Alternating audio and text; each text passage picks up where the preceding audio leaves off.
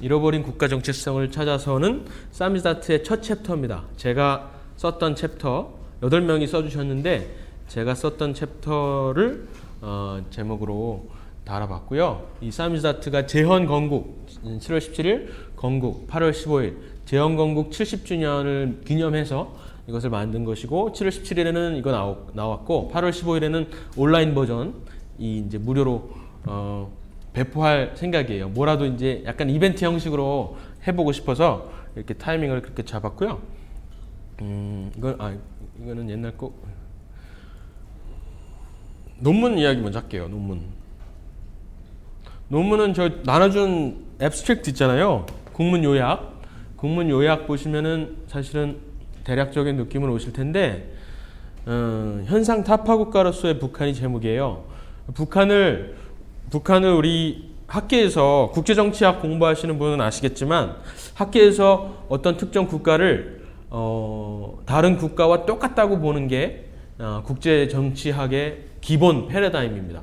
그러니까는 이것을 당구장 이론이라 그러는데 왜 그러냐면은 모든 국가들은 다 당구공과 같다는 이야기예요. 색깔은 다 다른데 이 서로 인터랙트하는 인터내셔널 관계는 다 똑같다는 거죠. 당구공이 그렇듯이. 왜냐하면은 모양이 똑같으니까. 그게 지금 현재 국제정치학의 지배적인 패러다임입니다. 그것을 이제 신현실주의라고 하는데 그렇게 국제정치학의 패러다임 안에서 북한을 보다 보니까 북한을 똑바로 보지를 못해요. 북한도 여느 다른 국가와 똑같이 단지 외부의 환경에 의해서 외부의 환경에 반응하는 것일 뿐이다라는 생각이 북한 학계뿐만 아니라 국제정치학계 전반에 지배적입니다. 그러다 보니까 이런 결론이 나는 겁니다. 위대한 학자들이 키신저나 앨리슨 그레한 이런 위대한 국제정치학 학자들이 내리는 처방이 뭐냐면은 그러면 북한이 핵 개발을 하는 이유는 미국의 위협 때문에 혹은 남한의 위협 때문에 핵 개발을 하는 것이라면 북한의 어떤 특성이 아니라 그 지도자의 특성이 아니라 외부 환경 때문에 그런 것이라면 그 외부 환경을 제해주면 되겠네. 그래서 작년에 키신저도 그렇고 앨리슨 그레함도 그렇고 뉴욕타임즈에 미군을 철수하는 것이 하나의 방법이 될 수 있다. 이런 말이 나오는 겁니다. 위대한 학자들이. 거기에 또 그 국제정치 학계에 영향을 받을 수밖에 없어요. 이 정책 폴리시 메이커들이. 그래서 이 패러다임을 먼저 깨는 것이 굉장히 중요하고 특히 북한 학계 대부분의 교수님들은 80년대, 90년대 초에 다 미국에서 공부를 하시고 이제 막 들어오신 분들이거든요. 그러다 보니까 이 국제정치학계의 그 지배적인 신현실주의의 이런 틀을 벗어나지를 못하는 상황입니다. 그런데 신고전 현실주의라고 예전에 이제 30년대, 40년대 있었던 고전 현실주의와 이 신현실주의를 결합한 신고전 현실주의라는 새로운 패러다임이 90년대 말부터 나왔어요. 90년대 말부터. 그래서 그 틀을 가지고 시작하면은 북한의 특성, 북한의 악함이라고 할 수도 있고 그 체제의 특성, 그리고 주체사상, 수령주의 이런 특성들을 살릴 수가 있어요. 국제정치학 안에서. 그래서 그 신고전 현실주의라는 틀을 가지고 북한을 보는 논문입니다. 이게 90년도 말에 이 패러다임이 나왔는데 사실은 나치 독일 그리고 일본 또 중국 지금 현재 중국을 신고전 현실주의로 보는 시각이 요즘에 이제 막 나옵니다. 그렇지만 북한을 신고전 현실주의 아래서 보는 경우는 처음인 것 같아요. 그래서 이제 나름대로 의미가 있을 것 같다라고 해서 생각을 해서 썼고요. 현상 타파 국가라고 하면 이제 약간 오해 여지가 있는데 원래는 리비저니스트 국가입니다. 리비저니스트. 신고전 현실주의에서는 모든 국가가 똑같은 게 아니라 크게 나누자면 모든 국가는 두 가지 종류로 나눌 수 있다고 말을 하는데 하나는 현상 유지 국가, 스테이투스 코어 스테이트가 있고 그리고 또 하나는 리비저니스트 스테이트입니다. 현상 파괴 국가 혹은 질서 교란 국가라고 말을 하기도 해요. 현상 타파라는 게 이제 좀 오해 여지가 있어서 리비저니스트와 스테이터스코어 국가. 근데 대부분의 국가는 어떤 국가일까요? 스테이터스코어 국가입니다. 안정적인 것을 좋아하고 대부분의 국가는. 그렇지만 역사의 예를 들어보면은 나치 독일의 경우나 또 일본 일본의 경우나 제국주 일본, 그리고 중국, 현재 중국이 이제 현상 타파냐 현상 유지냐 이런 논란이 많은데, 어쨌든 현상 타파 국가라는, 특히 시진핑이 들어서서는 현상 타파 국가라는 이야기가 많이 있습니다. 북한을 현상 타파 국가로 이제 규정을 하고 저는 논기를 시작했습니다. 사실은 따지고 보면 내용을 들어보시면 참 저런 거를 논문으로 쓰나 싶을 정도로 너무나 당연한 소리를 하고 있어요. 북한은 결국에 하고 싶은 말은 악한 국가고, 그래서 핵포기 안 할 거고, 핵포기 하려면은 남한에 대한 적화 통일을 이루어야, 그것이 국가 정체성이기 때문에 그것을 이루어야 핵포기를 한다.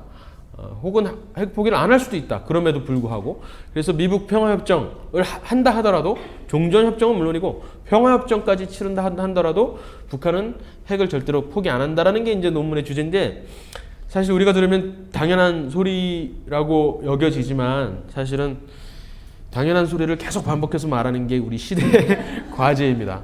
오웰이 말했듯이. 좀 빨리빨리 스킵하자면, 사실은 빅터 교수님의 논문에서 이 논문 주제를 채택을 했어요. 빅터 2002년에 쓰신 논문 중에 preemptive contradiction이라는 말이 있습니다. 그러니까 핵 개발을 하는 이유가 보통 뭐라고 얘기하죠? 학자들이, 또 언론에서 생존을 위한 것이다. 그죠? 생존을 위한 것이다. 살기 위해서 어쩔 수 없는 선택이다라고 말을 합니다. 이게 사실은 신현실주의의 그 지배적인 파라다임에 잡혀있기 때문에 그래요. 북한은 악한 국가이기 때문에라는 말을 학계에서 할 수가 없어요. 왜냐하면 모든 국가는 똑같기 때문에.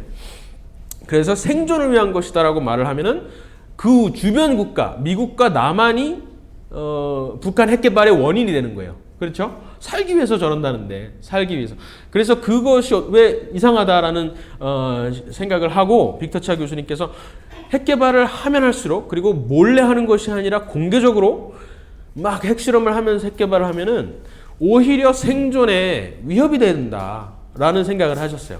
오히려 생존을 보장하는 것이 아니라, 특히 트럼프 같은 인물이 만약에 미국의 대통령으로 되면은 오히려 생존에 위협이 되지 않겠느냐. 그래서 이것을 preemptive contradiction이라고, 선제 모순이라는 표현을 써서 표현을 하셨는데, 그때 이제 잠깐 얘기를 하고 넘어가셨어요.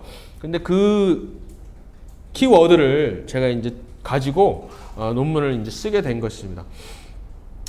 핵개발 도발 사례들을 보면은, 그러니까 핵개발이 왜 갑자기 이렇게 증가를 했느냐라고 설명을 할 때 하에서 보이지 않지만은, 기술적인 진보가 되었기 때문에, 기술적인 진보에 따라서 핵개발이 늘어나는 거 핵미사일 도발이 늘어나는 거 아니냐, 이렇게 말을 할 수가 있는데, 그렇게 말하기에도 어느 정도는 맞는 면이 있지만은 다 설명이 되지가 않습니다. 특히 저기 보시면 2010년, 11년, 그러니까 김정일이 죽기 2년 전 2년 동안 핵 도발이 없었어요. 핵미사일 도발이. 그리고 죽고 김정은이 집권하고 나서 바로 2월부터 핵 도발이 다시 재개가 됩니다. 그리고 저렇게 그러니까 김일성과 김정일을 합한 핵 도발보다 무려 3배 이상 김정은이 도발을 하고, 핵 실험도 마찬가지로 김정일 때 2번 했죠. 김정은 들어서는 7년 집권 동안 4번을 했습니다. 2배. 그리고 앞으로도 계속 할 것 같았지만 이제 지금 평화 공세로 이어지고 있는데, 그렇기 때문에 이 원인이 도대체 무엇일까? 이것은 기술적 진보도 당연히 있어요. 그렇지만 중간에 공백기를 어떻게 설명할 수 있을까라고 했을 때, 결국에는 북한의 체제 특성을 보고, 그리고 지도자의 특성을 봐야 되겠다, 이런 생각을 하게 됐습니다. 그래서 이제 논지는 아까 말씀드렸다시피 북한은 현상 타파 국가로 이해해야 더 쉽게 그 행태를 설명할 수가 있다라는 것이 결론이고요. 그리고 그렇기 때문에 북한은 살기 위해서 핵 개발을 하는 것은 분명히 맞아요. 그렇지만 살기 위해서뿐만이 아니라 대남 적화 통일이라고 우리가 말하고, 혹은 주체 혁명 통일을 이루기 위해서 핵 개발을 한다라고 하는 게 더 정확한 표현인 겁니다. 왜냐하면은 북한의 생존과 대남 적화 통일은 직결을 하기 때문이에요. 남한에 대한 국가 정체성, 남한에 대한 1948년 국가 수립이 있었잖아요. 10월 10일 날. 근데 그 전에 45년부터 김일성이 쓴 책에 보면 이런 말이 있어요. 북반부부터 먼저 민주화를 이루고, 그리고 남반부로 진격한다라는 말을 했어요. 근데 그 정체성, 그것이 Democratic Base Theory인데 민주 기지론이라고 하는데 민주 기지론을 근거로 지금까지 75년 동안 이어져 오고 있습니다. 그래서 그 국가 정체성을 우리가 반드시 분명하게 알아야 되는데 그것을 직시하지 못하고 현실주의라는 트랩에 빠져서 우리가 북한의 특성을 제대로 이해하지 못하고 있다는 겁니다. 그래서 그것은 주체 사상이라는 그 사상 이론에 정리가 될 수가 있는데 이게 세습 과정을 거치면서 제가 이제 표현한 것으로는 주체 인카네이트 수령이라는 표현을 했습니다. 이게 뭐 인카네이션은 다 아시죠? 그 성육신 예수님이 인간의 모습으로 온 것. 그것처럼 주체 사상이 사상으로만 남았다면 핵개발과 딱 이렇게 결부가 되진 않았을 텐데 사상으로 남지 않고 이 세습, 권력 세습의 명분을 삼아야 되는 그런 필요성 때문에 수령과 결부가 되는 것이에요. 그리고 수령. 그래서 수령의 옷을 입은 주체 사상이 지금의 이제 북한 체제라고 정리가 되더라고요. 그래서 이것은 분명히 생존을 위한 것인데 그 생존을 위해서는 여러 가지 이유 때문에 결국에는 핵을 개발해야 될 수밖에 없는 상황이고 그 핵을 개발하는 그 생존은 대한민국에 대한 적화 혹은 주체 혁명 통일을 이루어야만 달성이 되는 것이다. 그래서 핵 포기가 있을 수가 없다. 대한민국이 존재가 그만하는 한, 존재가 끝나지 않는 한 핵 개발의 포기는 있을 수가 없다라는 것이 이제 제 주요 논지라고 할 수 있습니다. 이제 신고전 현실주의의 틀이 이제 이렇게 돼 있어요. 그러니까 외부 환경, independent variable이 외부 환경이에요. 그러니까 신현실주의는 이 중간에 intervening variable이 없는 것입니다. 설명 변수라고 할까? 비독립 뭐라 그러죠? 하여간 그 변수가 없는 것이고 독립 변수와 dependent variable만 있는 것인데 저는 신고전 현실주의에서는 중간에 그 체제의 특성들을 이제 설명을 하는 내용들이 있습니다. 여기서 이제 빨리 넘어가 결론은 뭐냐면은 제가 이제 그 북한의 언어 행태, 김일성, 김정일, 김정은의 언어 행태를 10년사에서 도출을 해서 이제 결국에는 그래프로 뭔가 나타나야 되기 때문에 분석을 했는데 두 가지 그래프가 나왔습니다. 이게 이제 국제정치학에서 특히 핵개발 이론에서 이 우상 칸에 들어가 있는 경우는 전부 다 핵개발을 해요. 저기 우상 칸에 들어가 있으면은 다 핵개발을 지금까지 핵개발한 국가들 혹은 핵개발한 지도자들을 보면은 다 저 칸에 있어요. 대부분의 국가들은 이 밑에 있습니다. 밑에 노밍 그룹은 밑에 있고요. 근데 김일성, 김정일, 김정은은 전부 다 당연히 우상에 있고 그것뿐만 아니라 김일성, 김정일, 김정은을 넘어가면서 점점 이게 강해집니다. 그래서 이게 나름대로 의미 있는 결과가 다행히 도출이 됐고요. 그리고 또 한 가지 이제 이것은 위쪽 칸이 스테이터스 코 그러니까 현상 유지 국가입니다. 대부분의 국가가 여기 있다고 그랬죠. NG라고 하는 게 노밍 그룹인데 저게 평균 국가 수치예요. 평균은 다 저쪽에 있고 우리나라도 언어 분석을 하면 위쪽에 있습니다. 그런데 밑에 있는 국가들이 현상 타파 국가라고 할 수 있어요. 그런데 몇 나라 없는데 역사에서 나치 저머니나 제국주의 일본 이런 나라가 있었는데 북한은 당연히 현상 타파 국가로 분류가 다행히 됐습니다. 그리고 또 한 가지는 왜 오른쪽에 있으면 이제 디펜시브예요. 기회가 있을 때 현상을 타파하려고 하는 시도를 하는 겁니다. 눈치 봐가면서. 그런데 오펜시브는 상황이 국제적인 환경이 마련이 되지 않았을 때에도 적극적으로 현상 타파를 시크하는 겁니다. 근데 이제 김일성, 김정일까지는 디펜시브 리비저니스트였는데 김정은으로 넘어가면서 약간의 보더라인에 있게 됐어요. 그래서 결국에는 공격적 현상 타파 국가라고 규정을 할 수 있을 정도로 적어도 그 수치가 언어 행태에서 드러났습니다. 그래서 나름대로 근거를 마련을 할 수가 있어서 참 다행이라고 생각을 했고요. 이것이 이제 정책적으로는 결국에는 북한을 다른 여타 국가와 똑같이 보는 그 신현실주의의 패러다임을 벗어나야 된다라는 이야기를 하는 것이고, 정책적으로도 북한이 미국의 위협 때문에 혹은 대한민국의 위협 때문에 핵 개발을 하는 것이 아니다. 그것만은 아니다.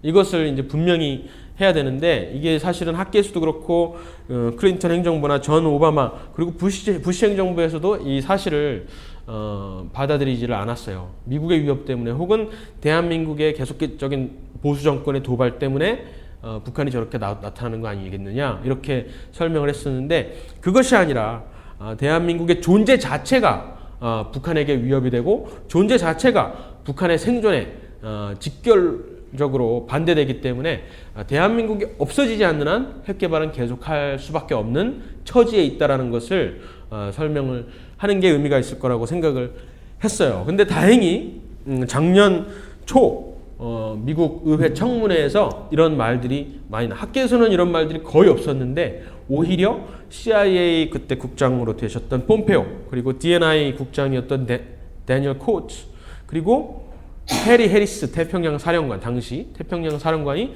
그런 말씀을 청문회에서 하셨어요. 북한이 지금까지는 살기 위해서, 체제의 보존을 위해서 북한 핵을 개발한다고 지금까지 생각을 했고, 그 패러다임이 팽배한데 그런 것 같지가 않습니다. 대한민국을 전복하려는 시도가 분명히 있는 것 같습니다라는 말을 했습니다. 이게 사실은 되게 의미 있는 발언이었고 언론에도 나오긴 했는데, 가장 정확하게 말씀을 하신 분은 해리 해리스 태평양 사령관이었어요. 태평양 사령관이 작년에 그런 말씀을 하셨는데, 호주 그때 이제 빅터차가 오느니 마느니 하는 바람에 이제 호주 대사로 되셨다가 결국은 한국으로 오시는 거를 보면서 트럼프 행정부가 그래도 이 사실을 어느 정도 직시하고 있구나, 북한의 본질에 대해서 직시를 하고 있구나라는 생각을 하게 됐습니다. 예.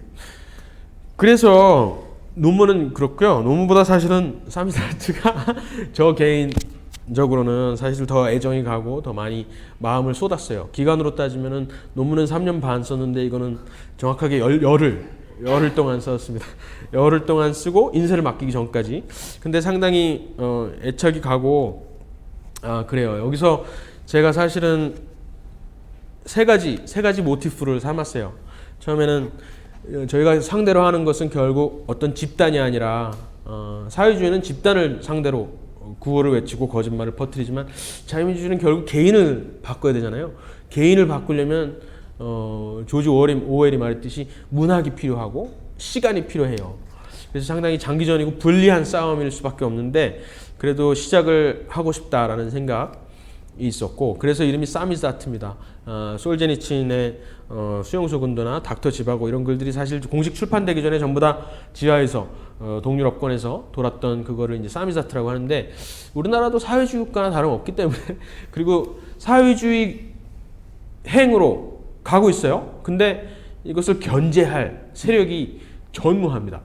6월 13일 전까지는 그래도 있었는데 6월 13일 지고 나서, 진 것까지는 괜찮은데 지고 나서 우리의 수구적 대북관을 반성합니다. 그리고 우리의 우편향 정책을 반성합니다. 라고 무릎을 꿇고 60명의 헌법기관들이 무릎을 꿇고 고백을 하는 걸 보면서, 우리 야당에 더 이상 기대를 할 수가 없겠구나라는 생각이 들더라고요. 그래서 결국 다시 시민운동에서 풀뿌리로 개인을 바꾸는 거에서 시작해야 되겠다는 생각이 들었고, 그래서 그때 이거를 생각했고요. 그리고 이승만 대통령이 독립정신을 한성 감옥에서 쓰셨던 그 심정, 물론 그 수준에는 못 다다르죠. 그렇지만 그 심정으로 개개인을 상대로 설득한다는 생각으로, 그런 뜻으로 해야 되겠다라는 생각을 했고, 또 한 가지는 미국의 보수주의 부활, 여기 중간에 나오지만은 보수주의 부활, 황성준 위원의 글들 보시면 아마 아시겠지만은 미국 보수주의 부활의 원년을 1955년으로 생각하잖아요. 그 이유가 1955년에 윌리엄 버클리라는 예일대 졸업생이 내셔널 리뷰라는 책을 창간을 합니다. 2년 동안 준비를 해서 창간을 하고 55년부터 이제 11월 19일부터 창간을 해서 이어지는데, 그게 보수주의의 원년이라고 미국에서는 말을 해요. 보수주의 부활의 원년.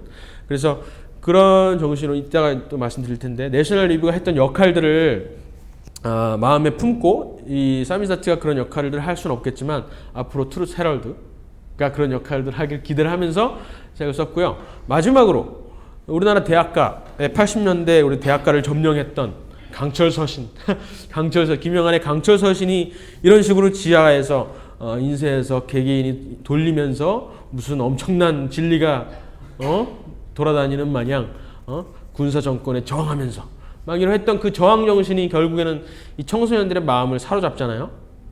알맹이는 아무것도 없는데. 그래서 그런 저항 정신의 어떤 옷을 입혀야 되겠다라는 생각에서 사미스다트라고 생각을 했는데요. 이게 제가 영국에서 공부했다 보니까 사미스다트라는 말을 들으면은 이제 막 가슴이 막 뜨거워져요. 원래는 이게 느껴지는 그게 있어서. 근데 한국에서 여러 가지 피드백을 받다 보니까 이게 너무 어렵다는 거죠. 이게 무슨 말이냐. 발음도 어렵고 딱 봤을 때 읽혀지지가 않다는 거예요. 그래서 과감하게 사미스다트는 버리기로 했습니다. 원래는 1호라고 해놓고 2호, 3호 이렇게 할까 했는데 과감히 버리고 전적으로 트루스 헤럴드에 흡수되는 걸로 트루스 헤럴드에 흡수되는 걸로 결정을 했습니다. 그래서 급하게 막판에 베타로 바꿨어요. 이름을. 시험 베타 버전이라고. 그래서 괜찮습니다. 그것은 전혀 문제가 되지 않고 사미스다트 코리아는 일회성으로 남기로 했습니다. 예. 그리고 어려워 이게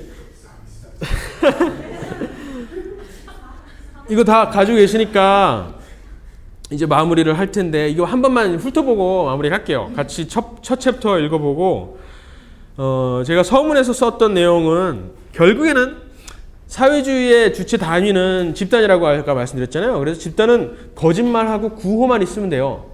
그러니까 태블릿 PC하고 JTBC만 있으면 돼요. 그러면은 충분히 나라를 뒤엎을 수가 있어요. 근데 자유민주주의는 결국 개인이 설득이 돼야 되고 이해를 해야 되고 개화를 해야 되기 때문에 시간이 당연히 필요하고 개인의 뼈를 터치하는 것은 결국은 음악이 될 수도 있지만은 결국에는 문학이거든요. 텍스트거든요.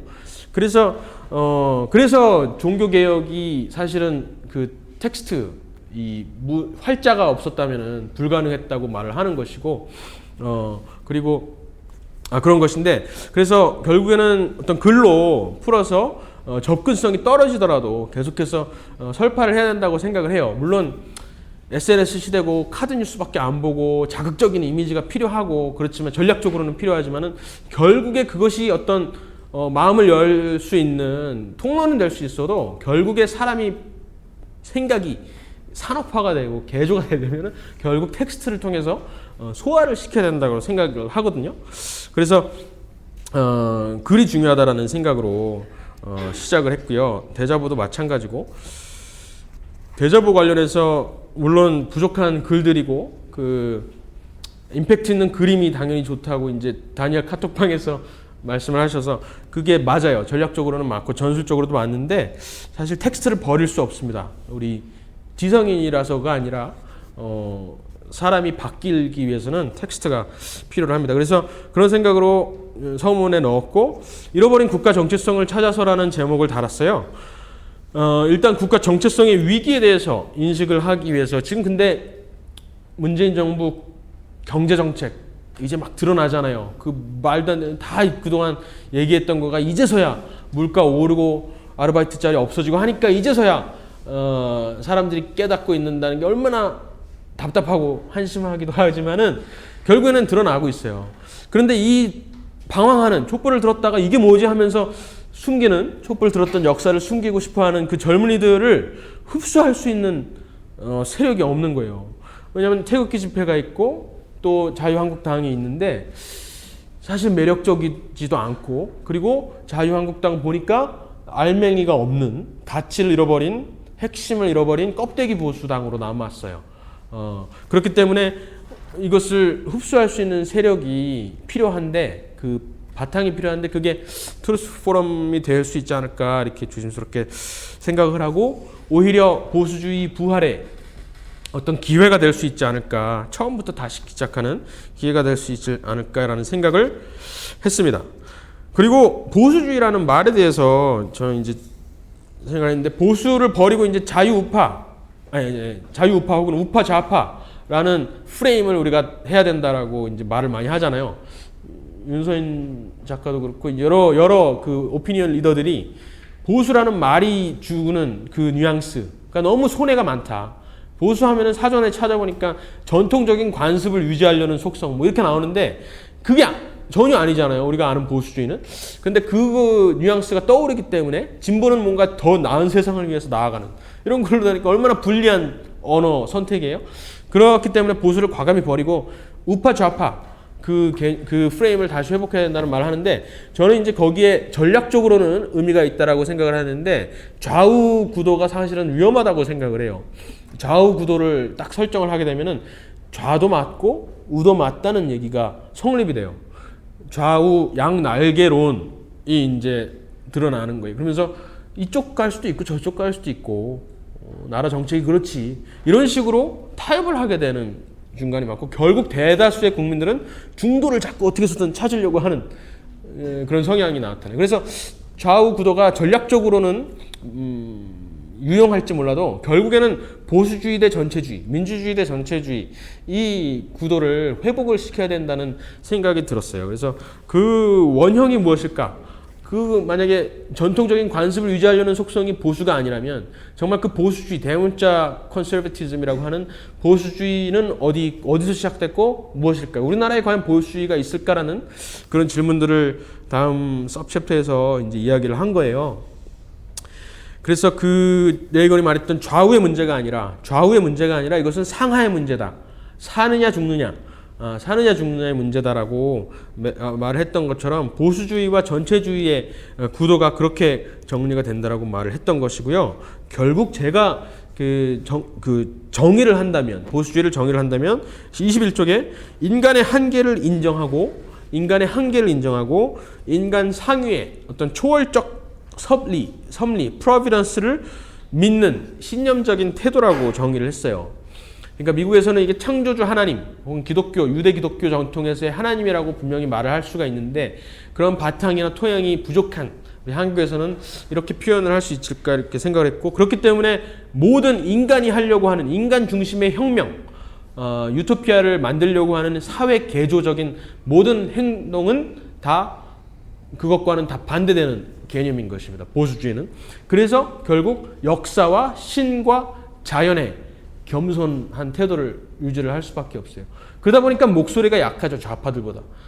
그렇지만 그것이 보수주의 기본 태도가 그렇기 때문에 그런 것입니다. 우리 기독교인들 사이에서 말을 하는 것은 결국에는 하나님의 섭리를 인정하는 태도, 하나님 되심을 인정하는 것에서 시작되는 거죠. 대학의 주인이 하나님이라는 것을 인정하는 것에서 트루스 포럼이 계속해서 강조하는 것처럼 그런데 미국이 그런 것을 인정하는 보수주의의 태도로 시작된 정치 체제는 미국이 처음이었고 아직까지도 사실은 유일하다고 볼 수가 있어요. 몇몇 국가가 있지만은 아프리카에 사실은 미국이 유일하다고 할 수가 있어요. 미국의 처음 시작부터 그 시작이 독립선언문이라고 할 수가 있는데 독립선언문 첫 서문 전문에 보면은 프리앰블에 보면은 그런 말이 분명하게 나타나.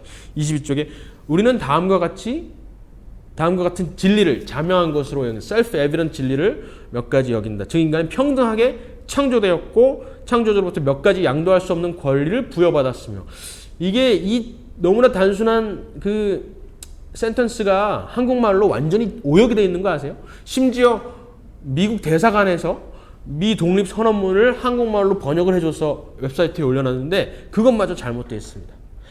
평등하게 모든 사람은 평등하게 태어났고 이렇게 왜곡이 되어 있어요. 평등하게 태어났고라고 말하면은 거기에 그 중점 포인트가 뭘로 다가와요? 평등에 다가오죠. 그렇지만 all men are created equal 모든 사람은 평등하게 창조되었고라고 말을 하면은 거기에서 주된 포인트는 창조되었다라는 것에 포인트가 달려있는 거거든요. 그래서 평등함, 인간의 존엄이라고 말하는 개개인의 존엄성은 인간 스스로 쟁취하는 것이 아니라 원래 주어진 것이 아니라 창조주 하나님께서 부여한 것이라는 것을 분명히 하고 있는 정치체제인 거예요.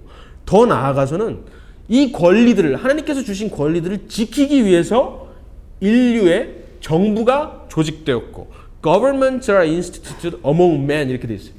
그러니까 정부의 역할은 결국 하나님께서 주시는 그 권리들을 지키기 위해서 그런 것이고 그 권리들은 하나님을 알 수 있는 개개인이 하나님을 인격적으로 만날 수 있는 그 권리를 말을 하는 거잖아요. 자연법에서 나타나는 거 바로 그것이잖아요. 그렇기 때문에 정부의 그 정치 체제의 원형이 처음으로 미국에서 구상이 되었고 영국에서 구상이 됐지만 이루지 못하고 미국에서 구상이 되고 드러났고 발현이 됐고 그 정치 체제를 그대로 한국에 강림시키려고 했던 분이 이제 이승만 대통령이신 거예요.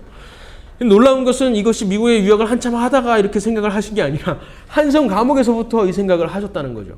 선교사님들의 영향을 받았고 성경을 일독을 하시고 결론에 도달하신 거예요. 독립정신 말미에 분명하게 그게 나타납니다. 독립정신 말미에 초월적 존재, 인간 상위의 초월적 창조주 하나님, 그것이 기독교가 되었든 어떤 종교가 되었든 기독교라고 말씀은 결국 하셨지만은 어떤 것이 되었든 상위의 존재를 인정하는 그 바탕이 없고서는 우리가 본래 자유를 가질 수가 없다라고 말씀을 본래 자유라는 말씀을 하시는데 없다. 결국 두려운 마음으로 죄를 짓지 못하고 그리고 감사한 마음으로 착한 일을 하지 않을 수 없는 그 상황. 아무도 보지 않는 곳에서 착한 일을 하고 아무도 보지 않는 곳에서 죄를 짓지 않을 수 있는 유일한 이유는 창조주 하나님을 믿는 믿음에서밖에 나오지 않는 거죠. 아니 그렇지 않다면 모든 것이 상대적이고 유물론에서 말하는 것처럼 모든 것이 상대적일 수밖에 없잖아요. 절대적인 진리, 창조주 하나님을 믿지 않는 그 바탕이 없다면 자유라는 것이 본래 인간의 자유라는 것이 불가능하다라는 그 통찰력을 한성 감옥에서 표현을 하시더라고요. 말미에 보시면은. 그리고 재패니스 사이다에서도 물론 드러납니다. 전체주의와 민주주의를 처음으로 학술적으로 규명한 책입니다. 포퍼, 하이에크 이런 사람들 다 나왔지만은 이승만이 41년에 썼을 때는 아직까지 그런 책들이 나오기 전입니다. 단지 전체주의라는 용어 자체가 쓰였던 곳에는 처칠의 연설에서 전체주의라고 표현을 했고 조지 오웰 소설에서 에세이에서 가끔씩 소련을 비판한다고 나와요.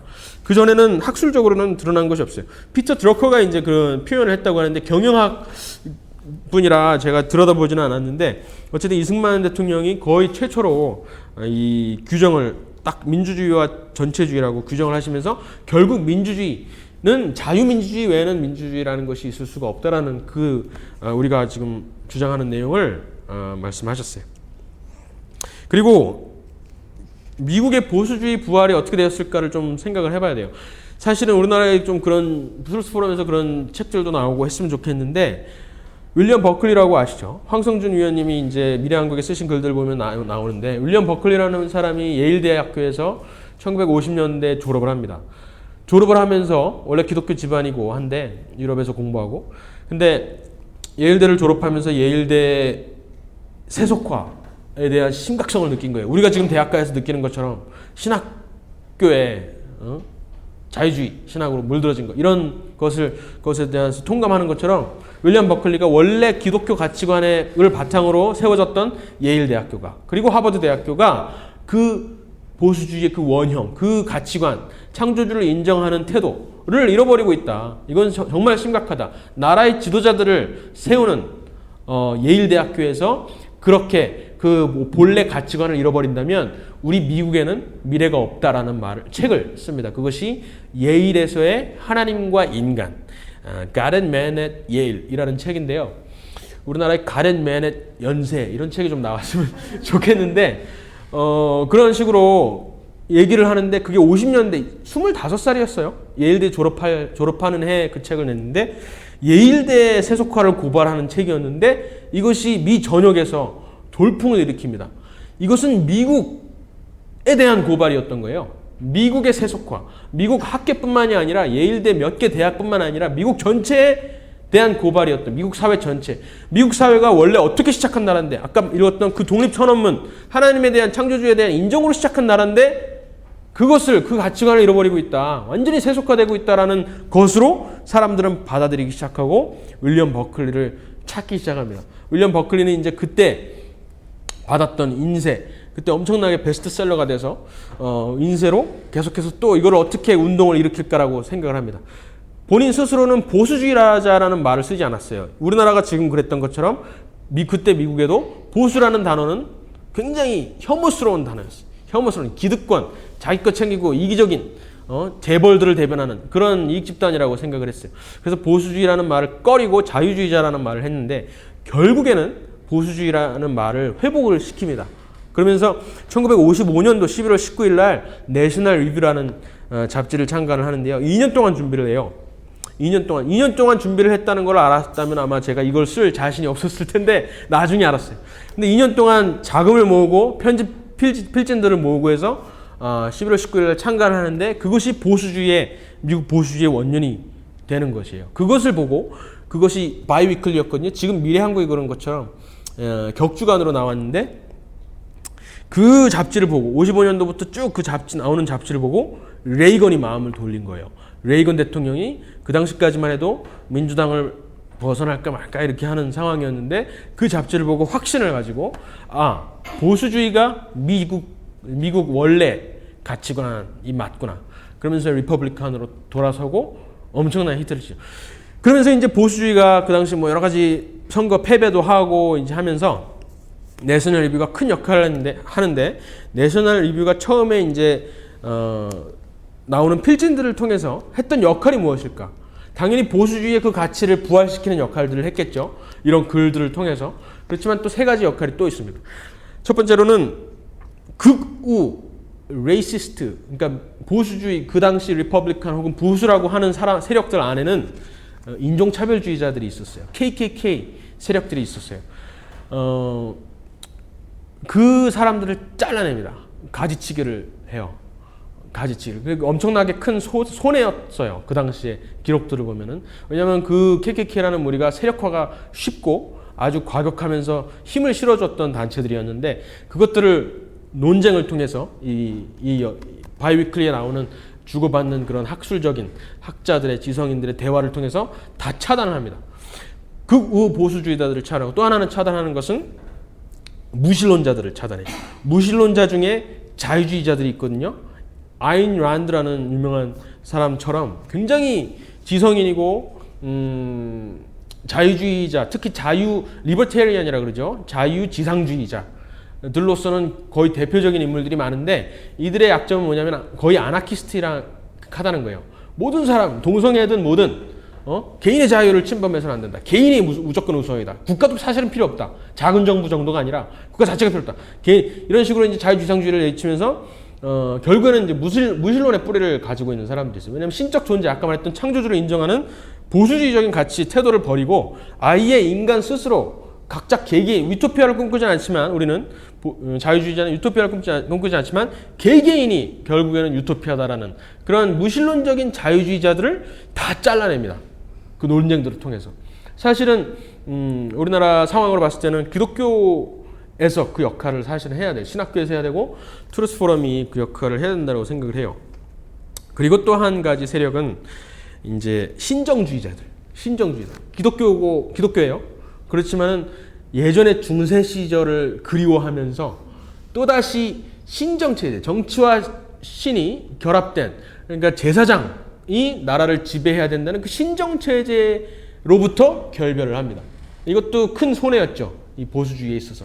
그렇지만 과감하게 그 세력들을 잘라냅니다. 왜냐하면 신정체제도 결국에는 전체주의, 또 하나의 전체주의로 향할 수 있는 경향이 너무나 강했기 때문에 신정 분리를 확실하게 하는 것을 내셔널 리뷰가 그 역할을 했어요.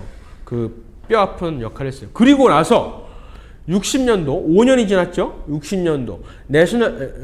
가렌 메렌 예일이 나온 지 10년 뒤, 50년이 나왔죠? 55년에 내셔널 리뷰가 창간했죠. 계속해서 그런 논쟁들을 통해서 보수주의를 정립한 다음에 60년도에 무슨 일이 있었느냐? 60년도에 윌리엄 버클리의 집에 미국 전역 40개 대학에서 90명의 학생들이 모입니다. 90명의 스스로 정부 보수주의자라고 그때 60년대 큰 선거에서 패배를 해요. 지방선거에서 패배를 합니다. 지금 우리 패한 것처럼. 그리고서는 절망감에 빠졌을 때 우리가 다시 젊은이들로 구성된 보수주의가 생기지 않으면 우리는 미래가 없다라고 생각을 하고 윌리엄 버클리 집에 다 같이 몇 월 며칠 날 모여라라고. 그때 40개 대학에서 90명이 모입니다.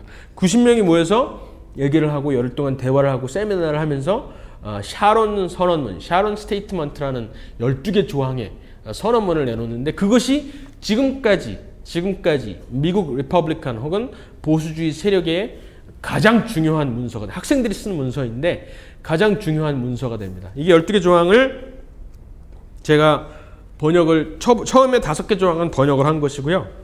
거의 약간 좀 바뀌었지만 번역한 것이고 나머지 6번부터 10번까지의 조항은 이제 우리나라 상황에 맞게 약간 변형을 했어요. 그래서 가제로 사미스다트 코리아 선언이라고 했는데 투루스 포럼 선언이라고 이제 투루스 헤럴드에서 조금씩 정리를 해가고 계속해서 여기에 살을 붙이고 깎아낼 거 깎아내고 해야 될 것 같아요. 그런 식으로 일단 기초적인 틀을 일단 잡아봤습니다. 그래서 투루스 포럼 그리고 투루스 헤럴드의 역할이 미국의 내셔널 리뷰의 역할을 받아야 되지 않을까라고 저는 생각을 하고 있어요. 지금도 그런 역할들을 하고 있지만은 결국에는 우리나라의 그런 잡지가 지금 미래한국이 유일한데 조금 더 학생들 젊은이들의 입맛에 맞게 젊은이들이 소화할 수 있을 정도로 그런 학술적인 논쟁들이 이루어질 수 있는 플랫폼이 있어야 되겠다. 그런 플랫폼을 투루스 헤럴드가 앞으로 해야 되지 않을까라고 생각을 했습니다. 그래서 여기까지 제가 썼던 것 정리를 하겠습니다. 네, 이상 감사합니다.